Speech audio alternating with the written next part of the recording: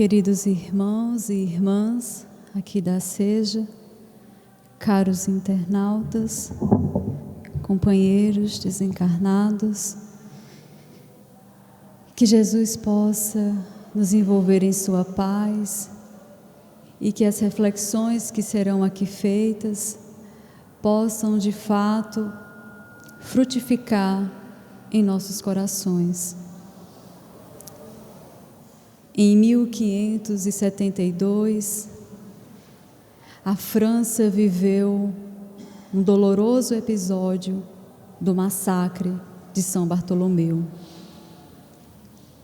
No interior francês, morava uma família muito harmoniosa, a família de La Chapelle, que por ser protestante, foi cruelmente assassinada pelo capitão da fé, Luiz Narbonne, e toda a sua tropa, a serviço da Igreja Católica e da poderosa rainha Catarina de Médici.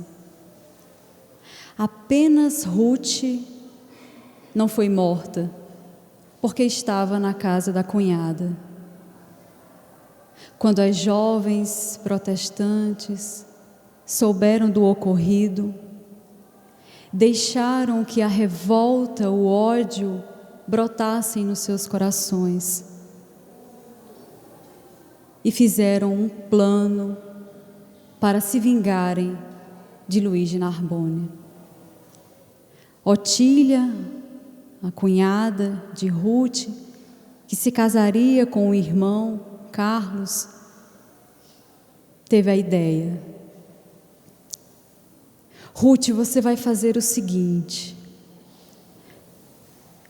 eu tenho um palácio em Paris, você vai se mudar para lá, pode levar todos os meus criados, leve meus documentos, assuma o meu nome, eu já estou doente, a tuberculose está tomando conta, e agora que eu soube desse ocorrido, eu só quero vingança. Se mude para lá, faça amizade com a rainha, se coloque à disposição dela, frequente as missas, finja que é uma católica assídua, mas o mais importante, use do seu poder de beleza e de sedução para conquistar Luiz de Narbonne e, quando conquistado, destruí-lo. Faça isso por mim, faça isso por você. Eu vou morrer, mas mesmo morta, eu vou estar do seu lado. E aquela jovem, Ruth, se mudou para Paris e fez tudo como havia planejado. Ficou amiga da rainha, se infiltrou na corte, conseguiu conquistar o coração de Luiz de Narbonne com muita facilidade, se casaram. Mas, por pouco tempo, Luiz de Narbonne descobriu que aquela Otília não era Otília, era Ruth, e foi tomar satisfação com ela. E ela, muito impetuosa, disse: realmente, eu sou Ruth La Chapelle, aquela que você queria ter matado também. Mate agora. Eu estou aqui, pode me matar. Eu sou uma infeliz. Eu fiz esse plano de destruir-te, mas nessa convivência contigo eu percebi que você é um homem bom, trata bem os seus servos, almoça junto com eles na mesma mesa. Eu me apaixonei por você, mas eu sei que não tem mais jeito, pode me matar. Luiz de Narbonne, assustado, não esperava por essa reação, e como ele a amava perdidamente, um amor intenso, cego, disse: não, vamos recomeçar, não podemos ficar mais aqui, quando a rainha descobrir que você não é você, vai te matar, vamos recomeçar fora daqui.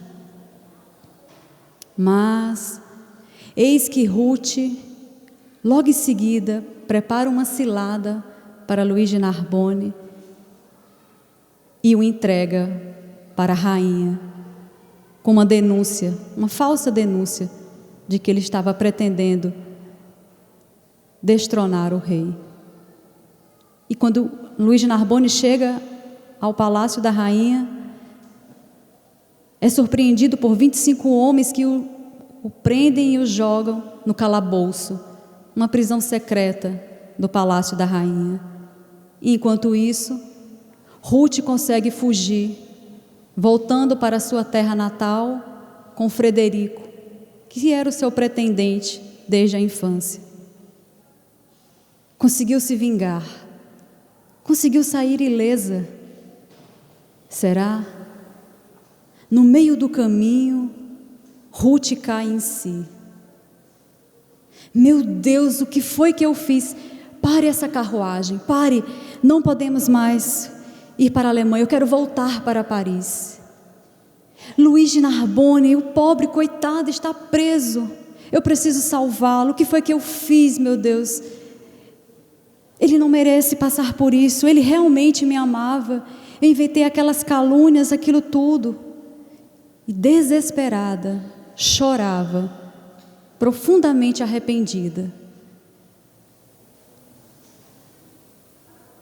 Essa história real, apenas um trecho, contada pelo Espírito Charles no livro Nas Voragens do Pecado, psicografado por Ivone, talvez nos leve a pensar, ainda bem, né, que ela se arrependeu, como Deus é infinitamente misericordioso, ela deve ter sido perdoada e pôde retomar a sua existência. Será que foi isso que ocorreu com Ruth Lachapelle? Allan Kardec, no 7º capítulo do livro Céu e Inferno, apresenta o Código da Vida Penal. São 30 artigos que constituem esse código.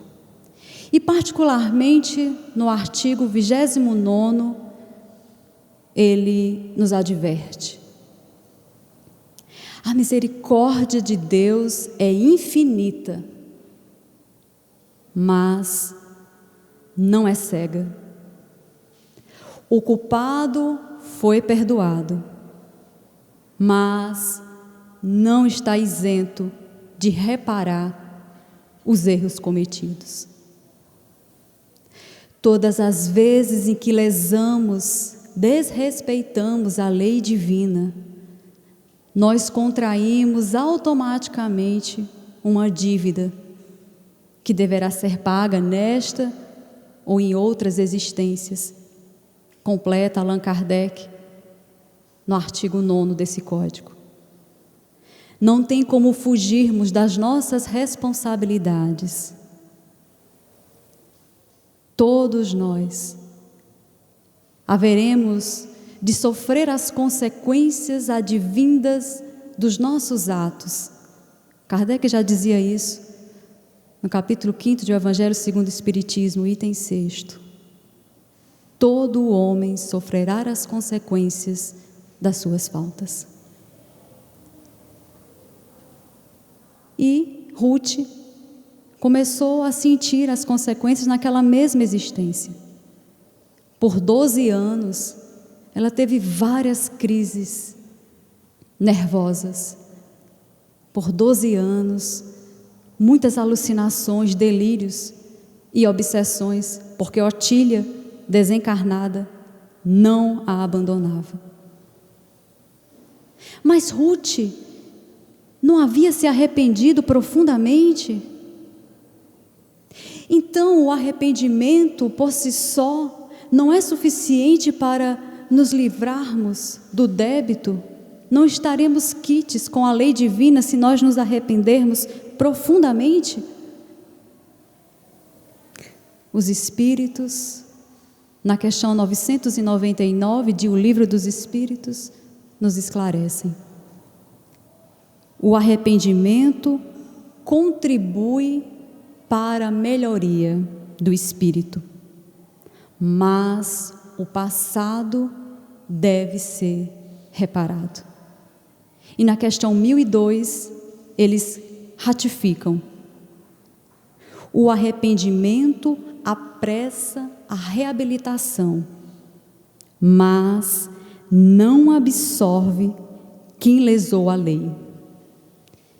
E no artigo 16º do Código Penal, lá do Céu e Inferno, Allan Kardec arremata: o arrependimento é o primeiro passo para a regeneração, mas não é suficiente, sendo necessária a expiação e a reparação.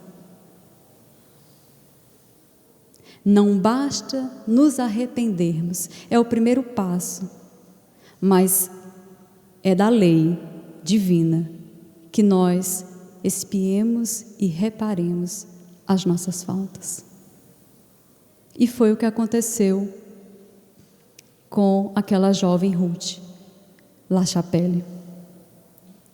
E para termos a oportunidade de expiar e reparar as nossas faltas, Deus nos dá a dádiva da reencarnação. E aí, Allan Kardec pergunta aos espíritos, na questão 171 de O Livro dos Espíritos, em que consiste o dogma da reencarnação? E os espíritos lhes respondem: na justiça divina. Todos os espíritos estão fadados à perfeição e Deus lhes concede os meios de alcançá-la a partir das provações pelas quais passam na vida corpórea. E a justiça de Deus é tão perfeita que quando não conseguimos reparar os nossos erros, expiá-los primeiro e depois repará-los numa existência, Ele nos concede várias existências até conseguirmos aprender a respeitar a sua lei. E foi o que aconteceu com Ruth. Quando desencarnou e se encontrou no plano espiritual com seus mentores, chamaram-lhe a atenção e disseram: você vai precisar reencarnar mais uma vez para expiar o crime que você cometeu contra Luís de Narbonne, a traição ao Evangelho, a desvalorização do lar amoroso que você teve e desfrutou. E aí, quando nós lemos o Cavaleiro de Nimier, do Espírito Charles, psicografia de Ivone, a gente tem a reencarnação de Ruth como Berthe. Uma reencarnação dificílima. Sua mãe desencarnou no momento do parto. O pai fugiu, a abandonou. Era uma filha bastarda. Foi criada pela patroa de sua mãe, a baronesa Claire. Muito amorosa, muito atenciosa para com Berthe.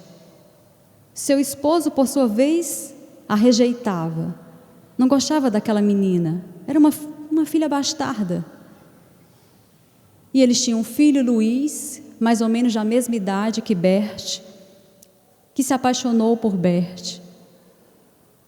Quando Claire adoeceu e desencarnou, implorou ao filho que cuidasse de Berthe, porque ela já percebia que o barão a desprezava. Mas o barão foi muito estratégico e assim que sua esposa morreu, resolveu levar o filho para uma outra cidade, para que ele fosse estudar, e deixou a menina Berthe na família, com a família Nimier, que era uma família que prestava serviços ao barão. Mas Luís prometeu a Berthe que voltaria e se casaria com ela. Mas o tempo foi se passando e nada de Luís voltar. Berthe então se casou com Henri, o filho daquela família onde ela ficou.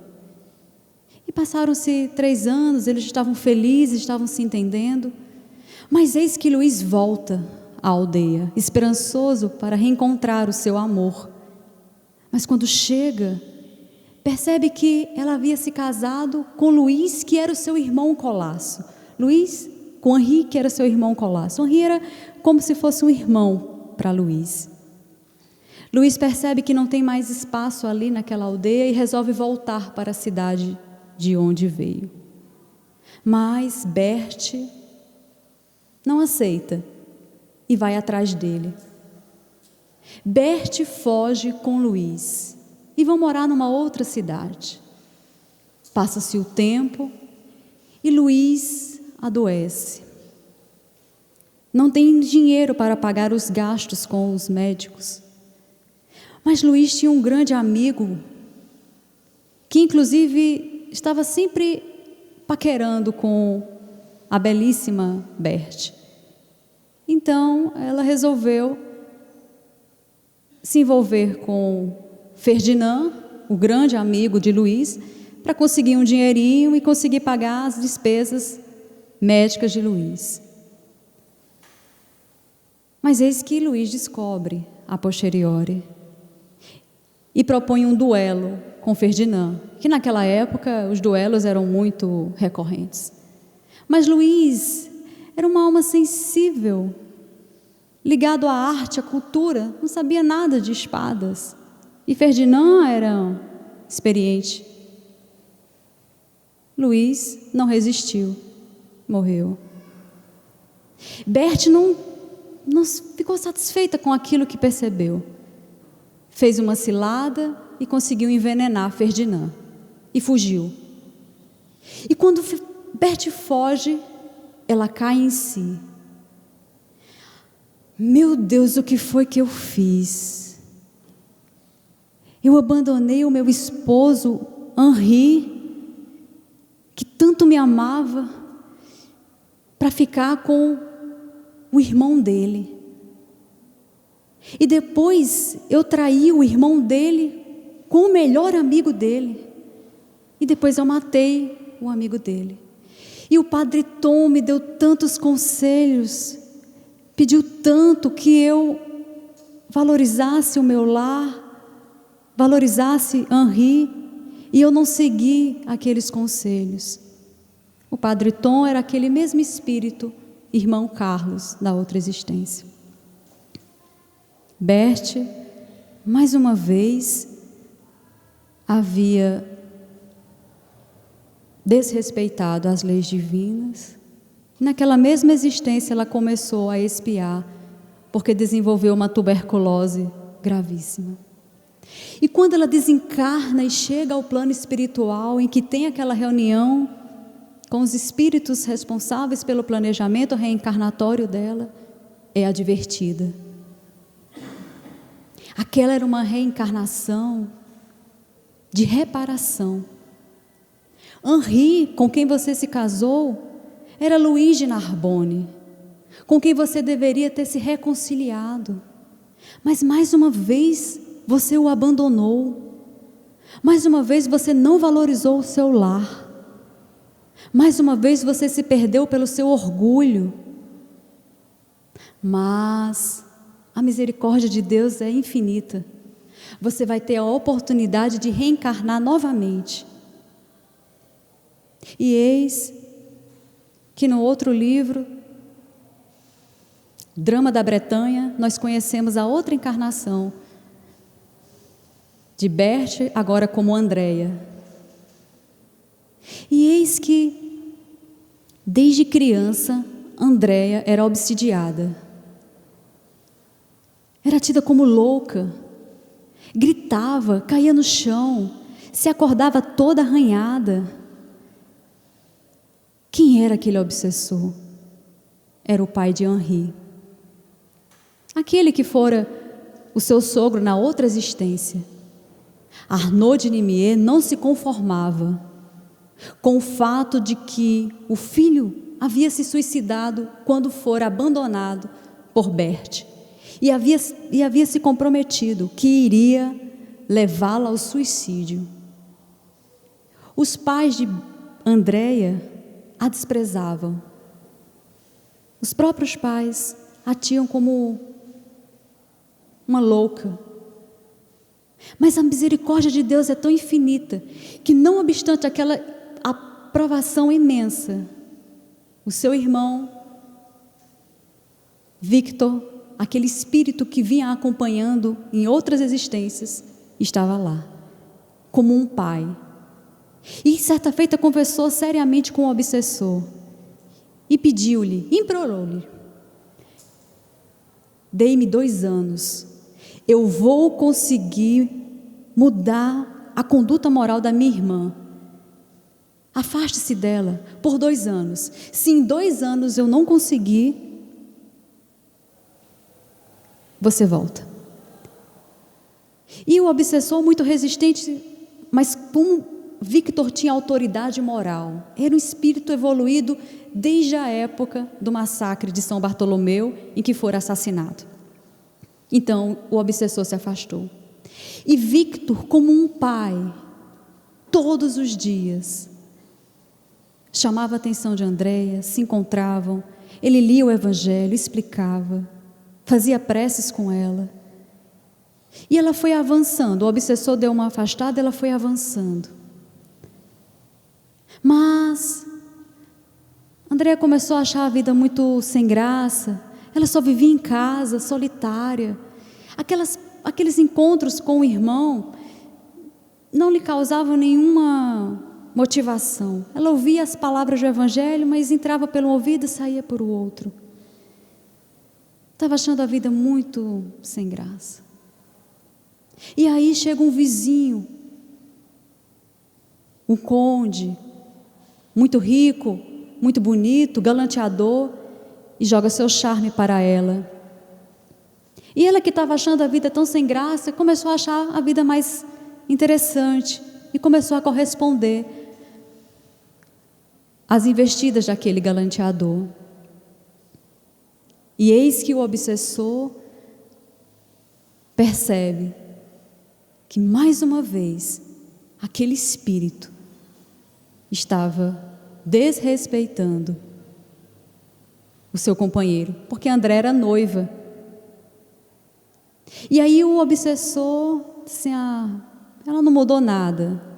Começou a potencializar a sua influência sobre aquele espírito. Era uma jovem, 20 anos. E os encontros começaram a ficar mais frequentes com o seu amante, de modo que ela engravidou. E quando tudo foi descoberto, o pai, muito preso às tradições naquela época, a imagem que foi construída, tinha concedido a mão da filha para o primo dela, disse: agora você não vai mais se casar com o seu primo Alexi, você vai se casar com Marcos. E ela, quando caiu em si, disse: mas eu não amo Marcos, eu amo Alexi. Mas Alexi, que sempre cuidou bem de mim, que sempre foi atencioso, que sempre me respeitou, eu me recuso, eu prefiro morrer a ter que me casar com Marcos. E o obsessor foi potencializando, e ela não deu conta, e grávida, pulou da ribanceira. Passou um bom tempo perambulando, e depois de muito tempo, socorrida por preces intercessoras que foram feitas por ela, inclusive por Alexi, em prol dela, tem um encontro lá no plano espiritual. E os seus guias, diz o Espírito Charles, com muita amorosidade.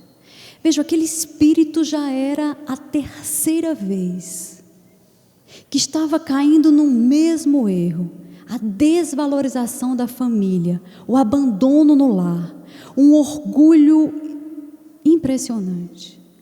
Foi acolhida amorosamente pelos seus guias, que começaram a reeducá-la, relembrá-la as lições do Evangelho. E disseram: a misericórdia de Deus é infinita, e por isso que você vai ter mais uma oportunidade para reencarnar.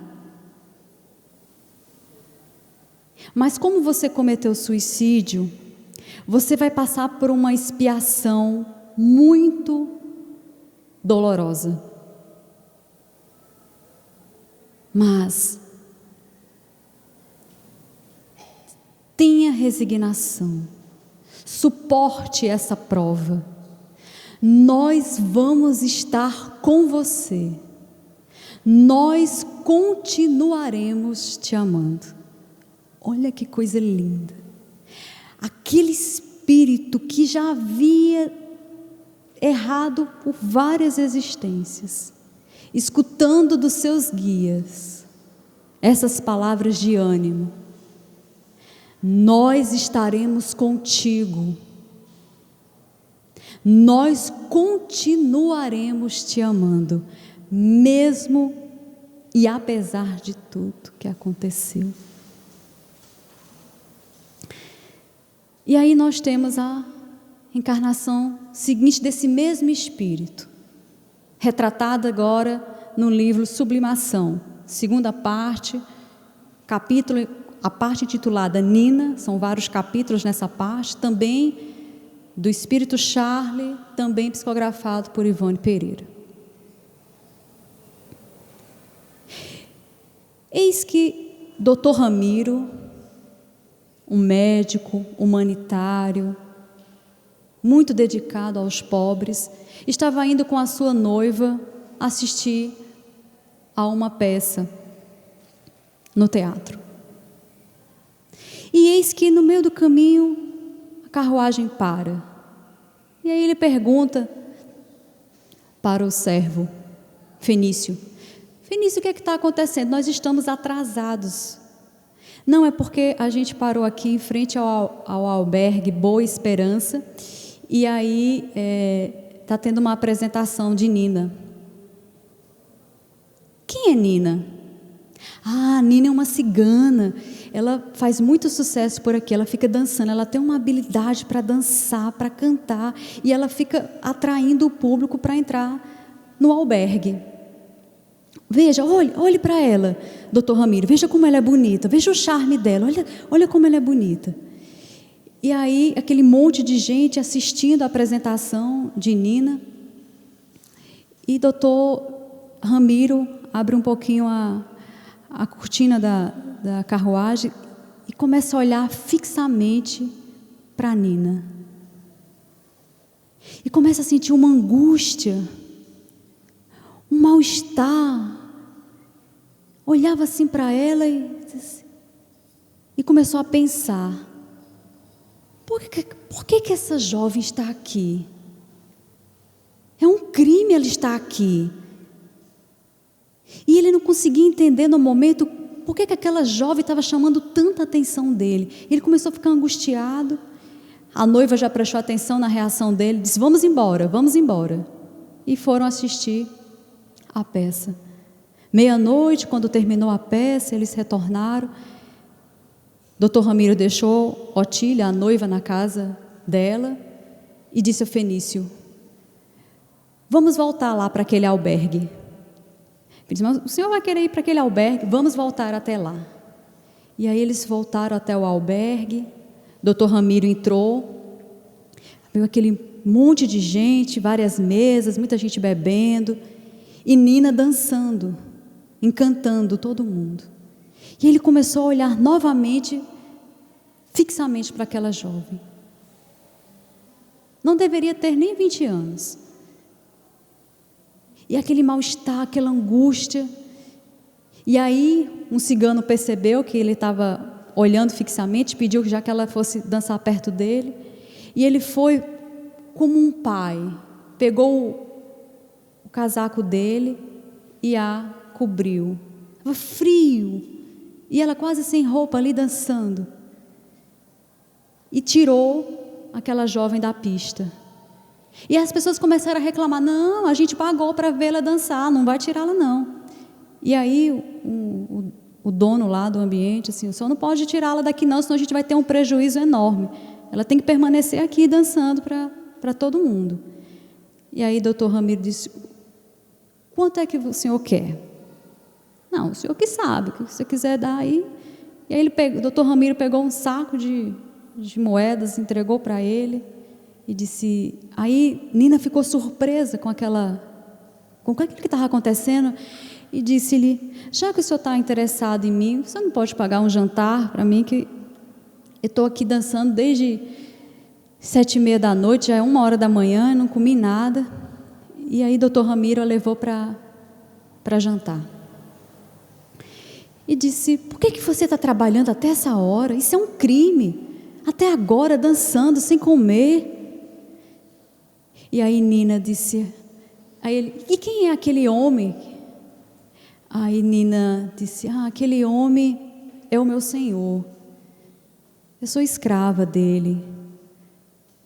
Eu fico dançando todas as noites para atrair clientes para o albergue. Às vezes eu também saio com esses clientes, mas todo o dinheiro é para ele. Eu quase não como. Estou doente, mas não posso ir para o médico porque não posso sair aqui desse trabalho. E ele é agressivo, ele me bate, ele me explora. Se o senhor puder me tirar dessa vida. E doutor Ramiro escutando aquilo, impactado. E seus pais? Aí, Nina, a minha família é de Saltimbanco. Era de Saltimbanco. Nós éramos artistas nômades e ficávamos indo de um lugar para outro, levando a arte e recebendo dinheiro.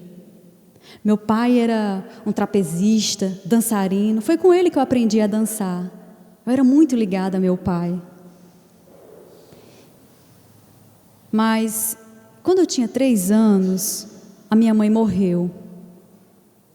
E aí eu fiquei com meu pai e a madrasta. E a gente ficava indo na companhia, de um lugar para o outro. E quando eu completei 17 anos, meu pai morreu. E eu fiquei com a minha madrasta. E aí eu acabei engravidando de um fidalgo e minha madrasta me expulsou. Disse que eu não poderia ficar porque eu ia ser mãe e mãe não caberia na companhia. E aí doutor Ramiro: e para onde você foi, grávida? Eu fui para as ruas, fiquei mendigando. E aí depois um comerciante, amigo do meu pai, comerciante judeu, amigo do meu pai, teve compaixão, me socorreu e me deixou ficar num quartinho de trás da loja dele. Só que a esposa dele era muito ciumenta, vivia brigando comigo. E teve um dia que ela quase bateu em mim. Aí, quando o esposo dela foi fazer a intervenção, foi muito agressivo e o cunhado acabou assassinando o comerciante e mais uma vez eu fui expulsa. Todo mundo me expulsa. A minha madrasta me expulsou, aquela mulher me expulsou. E o seu filho? O que aconteceu com o seu filho? Eu fiquei nas ruas, então eu não tive como dar comida direito, levar para o médico, e aí ele morreu. Com 1 ano ele morreu. E foi por isso que depois aquele meu senhor me encontrou aqui nas ruas e me levou para dançar lá no albergue. E doutor Ramiro escutava aquele depoimento com o coração partido, porque aquela jovem Nina era aquele espírito que fora seu irmão, sua irmã. Lá, quando ela era Ruth, ele era Carlos. Quando ela era Berte, ele era o Padre Tom. Quando ela era Andréia, ele era o irmão Victor. E agora, como Nina, ele era Dr. Ramiro. Como Deus é maravilhoso, mesmo em situações de grande expiação, situações dificílimas, como a dela, expulsa, sem lar, sem família, sem amigos, sem esperança. encontra uma alma querida. Quem diria? Aquele espírito que a tratava como se fosse uma filha, reencontrou. E por isso aquela angústia, por isso aquele mal-estar, porque ele não via Nina ali, ele via o espírito que a havia acompanhado há tanto tempo, naquelas condições deploráveis. E aí ele foi, depois do jantar, disse: eu vou levá-la até a sua casa. Não, mas o senhor não vai gostar de ir lá não, é um cortiço assim, perigoso inclusive, eu vou levá-la. E levou até o cortiço e a deixou lá, e disse: quando for amanhã, eu voltarei e vou levá-la lá para o meu hospital, você vai ficar internada lá, você não está bem, você está febril, você precisa se alimentar, você precisa ser cuidada. E no dia seguinte foi lá, levou para o hospital. Depois que passou um tempo no hospital, que ela melhorou, a colocou numa casa que ele tinha no campo. Mas a sua noiva não gostou nada dessa história, não conseguia enxergar que a relação era como se fosse um pai e uma filha. E ela resolveu acabar o noivado. Acabou o noivado. E ele cada vez mais querendo cuidar daquela menina, ele disse: você vai morar agora comigo. E levou aquela jovem para morar com ele. E aí, certa feita, precisou fazer uma viagem e deixou aquela jovem sob os cuidados da governanta e do filho da governanta. Só que a governanta era muito amiga da noiva, da ex-noiva dele. E quando o doutor Ramiro viajou, a governanta foi muito cruel com aquela jovem que estava muito doente, estava já tuberculosa. Colocava Nina para lavar os pratos, para fazer a comida, para lavar as roupas, não dava comida direito para ela, não dava os remédios. E para completar, inventaram uma carta que supostamente tinha sido enviada, escrita por Dr. Ramiro, expulsando-a de casa. Como a Nina não sabia ler, disse: não, você pode ler essa carta para mim? E aí a governanta leu a carta, agressiva, ela arrumou as coisinhas dela e foi para a rua. Eu vou para o hospital, ver se alguém me dá um abrigo. No hospital, ninguém a acolheu. Já está muito cheio, não tem nenhum médico aqui. Então eu vou voltar lá para o albergue. Não, você não foi embora? Vai ficar lá, onde você estava. E não conseguia um abrigo, doente, um frio, uma chuva. E foi definhando. E certa feita não aguentou aquela dor e desmaiou, inclusive na frente do palácio do Dr. Ramiro, semi-morta. E aí um dos servos, Fenício, a encontrou lá. E imediatamente a levou para o hospital, sob os cuidados de Dr. Carlos, que era muito amigo de Dr. Ramiro. E ela já estava no seu estado terminal. E Dr. Carlos: mas por que você saiu? Por que você foi embora da casa do Dr. Ramiro? Porque ele me expulsou, todo mundo me expulsa, minha madrasta me expulsou, a mulher do comerciante me expulsou, até Dr. Ramiro me expulsou. Aí Dr. Carlos assim: não, Dr. Ramiro não faria isso não. Disse: mas eu sei que eu vou morrer, eu só queria lhe fazer um pedido, Dr. Carlos. Diga a Dr. Ramiro que eu sou muito grata por tudo que ele me fez, que desde o dia que eu o conheci, eu nunca mais errei. Desde o dia que eu o conheci, eu consegui ser uma pessoa melhor. Por favor, eu lhe imploro, não se esqueça de dizer que eu sou grata. E desencarnou nos braços de Dr. Carlos. Aquele espírito Ruth, agora como Nina, numa expiação dolorosíssima, conseguiu administrá-la, conseguiu avançar um pouco, porque foi resignada. Embora tivesse começado um pouco complicadamente, mas conseguiu expiar, com resignação. E teve merecimento, de modo que naquela mesma existência, ela reencarnou como filha de Dr. Ramiro e de Otília, que eles fizeram as pazes. Então ela teve esse merecimento, reencarnou naquela família, se casou com Roberto, que era Luiz Narbone, teve uma filha com ele. Tudo estava fluindo bem. Mas teve um momento que ela começou a achar a vida muito chata de novo, como numa outra existência. Ela não queria ficar ali presa numa vida doméstica, cuidando da filha. E ela não suportava ver o esposo, que também era um médico abnegado, um médico dos pobres. Era um homem desapegado. Ela era muito consumista, vaidosa, preocupada com a aparência, e ele só pensava nos pobres, em acolher aquelas pessoas feridas, sofridas, que iam até o hospital.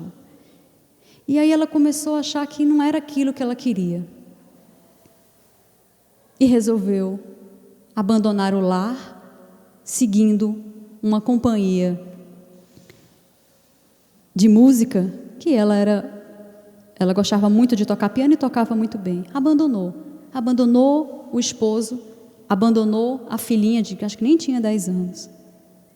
E quando caiu em si, depois de um tempo, meu Deus, o que foi que eu fiz? Abandonei o meu esposo, abandonei minha filha, eu vou voltar. Mas quando ela volta, o esposo e a filha já estavam mortos pela tuberculose. E aí o sentimento de culpa pesou-lhe. E ela não deu conta e pulou de uma ribanceira. Aquilo que ela tinha conseguido na reencarnação anterior não fora suficiente, porque, como os espíritos nos dizem, há alguns erros que levam séculos para conseguirmos, de fato, expiá-los. Mas a espiritualidade não desiste. Não desiste. Mesmo que falhemos constantemente. E foi por isso, e graças a isso, graças à misericórdia de Deus, que nos dá sempre a oportunidade. Não conseguiu aprender a lição, vai poder reencarnar novamente. E aí ela reencarna como a nossa conhecida médium Ivone Pereira. Todas essas vidas são as vidas de Ivone Pereira, a médium brasileira, que teve uma vida de grandes provações, mas foi uma existência em que ela conseguiu reparar muitos dos seus equívocos, porque ela se doou verdadeiramente, sinceramente, a muitas pessoas. Usou as suas faculdades mediúnicas, que eram várias, em prol dos necessitados. Mas imaginemos, se Deus fosse um Deus vingativo, implacável. Errou, não tem mais jeito, vai para o inferno. Desrespeitou minha lei, não tem mais jeito.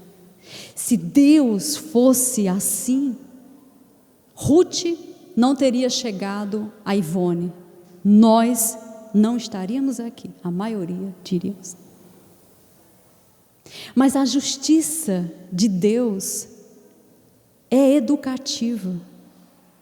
Ele nos dá a oportunidade de reencarnar, como dissemos. Que consiste o dogma da reencarnação? O dogma da reencarnação, os espíritos são claros. Consiste na justiça divina. Deus sabe que nós precisamos reencarnar várias vezes até demonstrarmos que aprendemos a lição. Por isso que não tem, até Allan Kardec, certa feita, perguntou aos espíritos lá no Livro dos Espíritos, e tem um número de encarnação que a gente vai ter que passar? Isso vai depender do progresso moral de cada um. Então, essas pequenas, brevíssimas referências às várias vidas de Ivone, evidentemente que é preciso aprofundá-las, e fica o convite para que possam ler. Na livraria a gente tem toda a obra de Ivone, mas para a gente perceber que a justiça divina é perfeita, sustentada em 3 pilares: o arrependimento, a expiação e a reparação. O arrependimento é o primeiro passo. Quando a gente lembra daquela belíssima parábola do filho pródigo, que volta à casa do pai, o pai o acolhe amorosamente, com alegria. Aquele é o primeiro passo. E depois precisará, com certeza, expiar e reparar, porque é da lei de Deus, não tem como fugir da lei de Deus. E nós gostaríamos de finalizar a nossa fala com uma leitura, capítulo 41, do livro Vida Feliz, do Espírito Joana de Ângeles, psicografado por Divaldo. Depois que cometas um erro e tenhas consciência dele, começa a reabilitação. Nada de entregar-te ao desalento ou ao remorso. Da mesma forma como não deves insistir no propósito inferior, não te podes deixar consumir pelo arrependimento.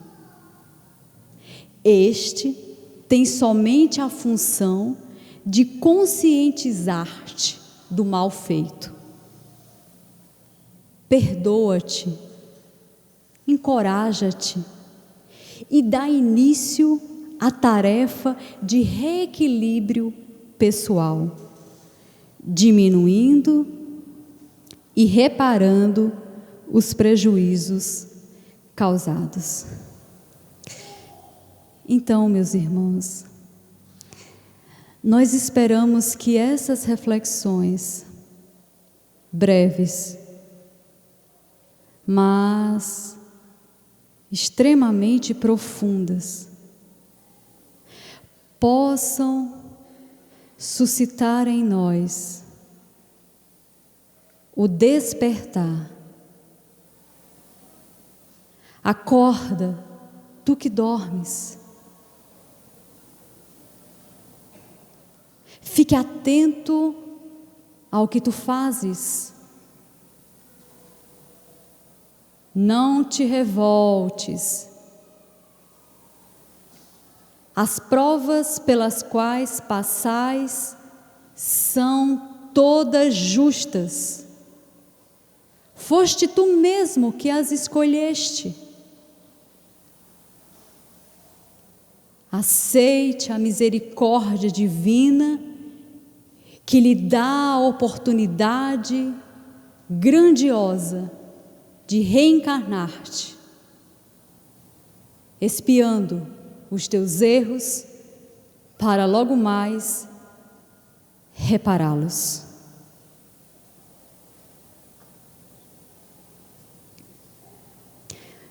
Muita paz para todos e para todas.